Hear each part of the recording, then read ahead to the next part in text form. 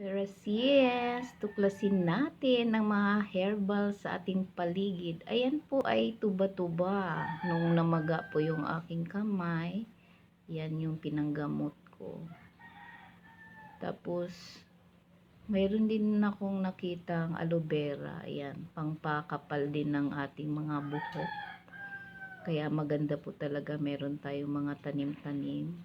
At saka yung yang Maria, maganda rin po yan kapag masakit ang sikmura. Lagay mo lang sa maligamgam na tubig. At syempre, ang gamot sa ubo with matching calamansi. Yan, ihawin mo lang yan. Gamot na sa ubo yan. Yun talaga yung maganda, no? Kahit pa paano, meron tayong madali-daling herbal. Katulad niyang yang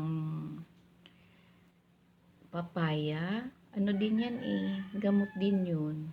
Tsaka yan yung sinasabi kong yan pansit-pansitan.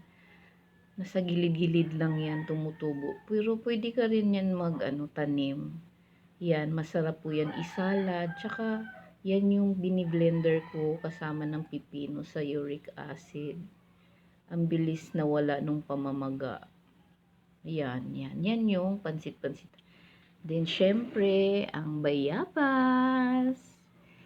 Gamot yung bayabas sa mga sugat-sugat. Yan. Pero hindi ka pwedeng kumain ng laman kapag mayroon kang almoranas. Kasi, pampatigas talaga yung ng pupo. So, yun, marami ding dala yung bayabas na yan. At ang itong sili, ayan. Nako, pang paalmoranas daw yung sili na yan. Kaya ayoko talaga nang magsawsawa ng may sili.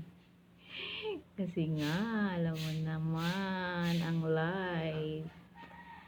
Then, ayan na po. Ayan, guyabano. Yan, nilaga lang yan. Marami rin siyang dala. Dala-dalang pwedeng mag-heal ng mga karamdaman natin, no? Tumingin ka lang sa paligid, marami naman. O, iyan. Yan, kakawati. Yan, gamot din yan sa mga rashes. Pampaligo sa aso. Pwede rin siya kapag may mga sugat-sugat yung alaga yung aso. At saka ang gumamela.